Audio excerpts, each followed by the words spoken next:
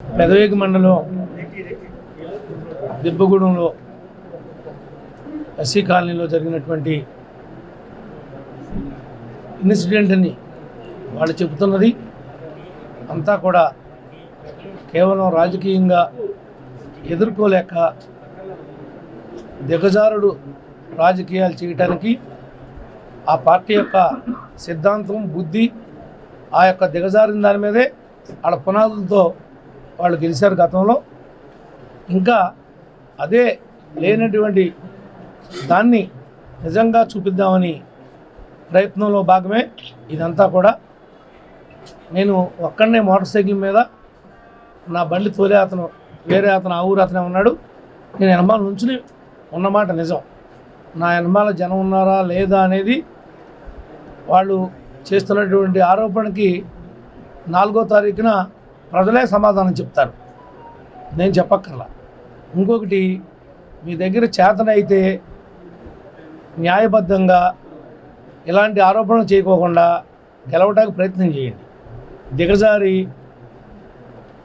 MP అభ్యర్థి YSR, MLA అభ్యర్థి వైఎస్ఆర్ ఇద్దరు ఇలాంటి రాజకీయాలు చేసి కులాల మధ్యలో చిచ్చు తీసుకొచ్చి రెచ్చగొట్టి, గతంలో శ్రీరామవరంలో కనుక ఎస్సీలను తిట్టకుండా తిట్టానని చెప్పి ఏ రకమైనటువంటి ఆరోపణ చేశారో ఇది కూడా సేమ్ అంతే ఆరోపణ తప్ప దీంట్లో ఏమాత్రం కూడా నిజమనేది 1% కూడా లేదు.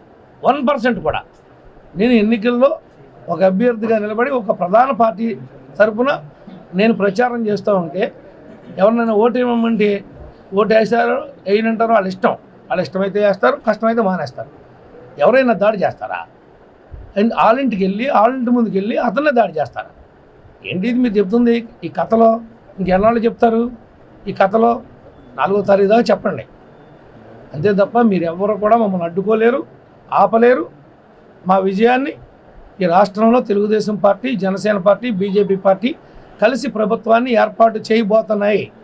ఆ ఉక్రోశానాన్ని తట్టుకోలేకే మీరు మీ ఎంపీ అభ్యర్థి కలిసి ఈ హాస్పిటల్ రాజకీయం ఆడికి ఏమి గోరు కావట్లేదు, కనీసం దెబ్బలేదు, తోసుకోలేదు. ఇలాంటి ఇన్సిడెంట్ కూడా లేనటువంటి దాన్ని ఒక అబ్బోల్ కల్పన సృష్టించి మమ్మల్ని ఏదో చేయాలని చూడటం మీకంటే దిగజారిన రాజకీయం ఇంకెవడూ చేయడని కూడా ఈ సందర్భంగా తెలియజేస్తున్నాం. మీకు కాదు, ఎవరికి కూడా క్షమాపణ చెప్పాల్సినటువంటి అవసరం ఉత్పన్నమే కాదు.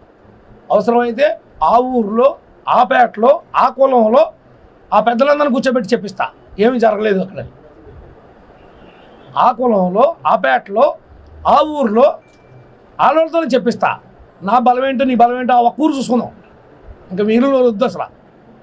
ఓటు అడుగుతుంటే మేము కొట్టేస్తాం. ఎంతకంటే ఏమి నమ్మబల అయితే ఒకటి, మీ మీడియా వాళ్ళందరూ నన్ను ఆ రకంగా సృష్టిత్వం వల్ల కొంత ఇటువంటి అడ్వాంటేజ్ తీసుకున్నారు. వాళ్ళు కూడా, మీరు కూడా కొన్నాళ్ళు నన్ను అదే పని చేశారు కాబట్టి ఉంది లేనట్టు లేనిది ఉన్నట్టు దానివల్ల కూడా వాళ్ళు అడ్వాంటేజ్ తీసుకుని ఈ రకంగా చెప్పి నమ్మబలగటాన్ని చూస్తున్నారు. అందరూ గమనిస్తున్నారు. డెఫినెట్గా తెలుగుదేశం పార్టీ గెలవబోతుంది, దానిలో ఏ రకమైనటువంటి సందేహం లేదు. దాన్ని ఉక్కురస్థానం తట్టుకోలేకే హాస్పిటల్ చుట్టూతా ఎవడు దొరుకుతాడో ఆటం పెట్టుకుందామని ఈ యొక్క వేషాలు, అంతకుమించి ఇంకోటి కానే కాదు.